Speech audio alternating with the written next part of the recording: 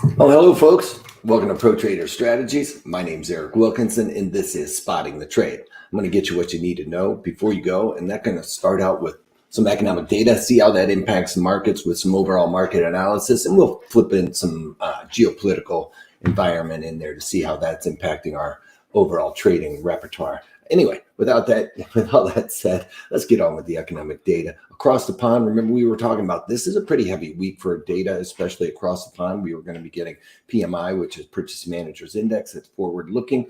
We've already seen a couple of economic data points that I like to look at. That's the PPI, Producer Price Index, forward looking. That showed that those guys were able to pass on those higher prices they were paying on to the consumer. So seeing that consistently happening, that's going to be more of a non-transitory inflationary environment, folks. So non-transitory is where it sticks around. Well, when we see these producers passing on higher prices to consumers and the consumer accepts that, well, that means prices are likely to stay elevated there. Also here in the United States, we got new home sales lower than expected. Not surprising. If you talk to anybody in the housing market, or especially like mortgage rates, they're really concerned because as interest rates go higher, their sales are going to drop. So that is a concern to the home builders and going to be a concern for banks, things like that, as they see that those rates start increasing. Folks are not going to be able to buy as many homes or as inexpensive of a home. We also saw crude oil inventories start to ratchet up a little bit. Crude oil inventories get pulled back a little bit, which causes crude oil to ratchet up a little bit as we're seeing that demand continue to come through, likely through the manufacturing sector across the pond. We got the PMI numbers, Purchasing Managers Index. All of those came in above 50, which shows expansion in the economy. Better yet, they beat what was expected on the street. That is going to be bullish for the overall equities there. Here in the United States, we got our own economic data points as well. We got unemployment claims coming in a little bit lower than expected. That's good. But the big thing that we saw miss here was core durable goods and the durable goods numbers. Core durable goods is going to strip out durable goods. Let's get this first. Durable goods is something that you're going to purchase that you hold on to for a little bit longer than 3 years or right around there. So you can think about it as a dishwasher or a stereo. Okay, so those are things that we're going to be looking for the higher fluctuation there. Durable goods numbers comes in at negative 2.2, expected to be negative 0.5. So still expected to be negative, but worse than expected there based on that economic data point there. So when we go to the core durable goods numbers, I don't know where the core durable good is. Core durable goods, it's going to strip out transportation, cars, airplanes. Those are going to be something that are seasonal sometimes.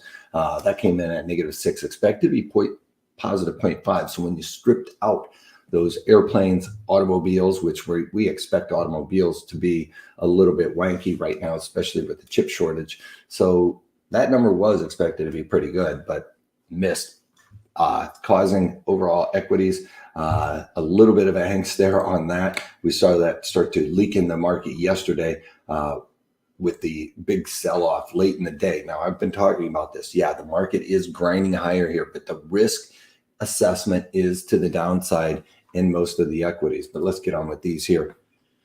Bonds made that move. Bonds are going to be a knee-jerk reaction right now to equities as folks are really concerned about a big snap correction here in equities. I think the grind is going to be higher, but look for that correction to happen here in equities. Could happen quickly. So I'm looking personally to sell rips, buy dips. And when I say that with a high volatility, sell rips, I'm looking at covered calls mostly for the stocks that I have in my trading account, looking to cover some of those after this little correction here, though, to reassess. And I'll talk about that here in a minute. Bitcoin, I'm just really surprised, is not making that move to the upside. Gold, I am not at all surprised. I think we're going to continue to trend along this trend channel here, staying above the previous high from basically back in 2008 to 2010. I don't remember exactly when that high was, but it was right during that financial crisis there. That's when Powell got long. anyway, we got VIX starting to creep a little bit higher here. Equities trying to claw back some of yesterday's gains, but something to note here with these charts, when they're setting up like this, it is looking a little bit more bearish here. When you got this topping pattern, well, it got erased, but the next day you get another dark cloud, which means it basically is at least engulfing half of the previous day's rally. So that creates that look that, hey, we're not done with this sell-off here. So we're getting some gyrations here back and forth as the bulls battle out. Yeah, the shorts know they're above the 50-day simple moving average. The bulls know it too. So I think we've reinvigorated that battle here without letting one person just take full control here. Dow Jones Industrial Average is up 123 points on the day. Again, risk assessment is to the downside. Again, these two patterns lining up next to each other, pretty bearish, really. It's not your quintessential quote unquote topping pattern that we look for, but it does not look very good as we completely engulf the previous day's candle on on the Dow Jones. E-mini S&Ps, very similar, engulfing pretty much the previous day's rally. That is bearish. Yeah, we're breaking out to the upside right now, but that could be short lasted here. E-mini S&P is not giving us really any indication, just an inside day as of right now, which means we're just trading our range within previous days range. It's really a day that is going to have a tough road to hoe.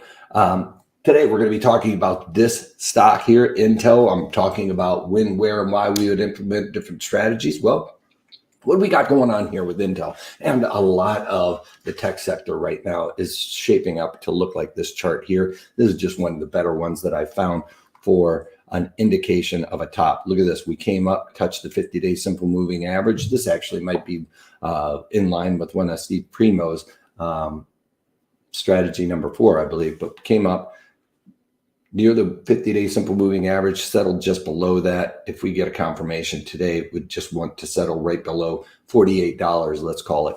That would be a rollover in Intel. I'm looking to add a strategy to this type of thesis where I believe that Intel is rolling over, as well as the rest of the broader tech sector. And I'm looking to sell into rips and buy into those dips right now, because I believe the risk assessment is to the downside. I'll show you how to take advantage of a trade like this or a market directional assumption like this in today's webinar. So please check that out. Make sure you guys are subscribing and hitting that bell right next to it, because like this video today, I pop in unannounced. So if you don't have that bell lit up, you won't know when I'm talking. But if you do, they'll let you know. All right. And don't forget to smash the like button, folks. If you can't take that, take it easy.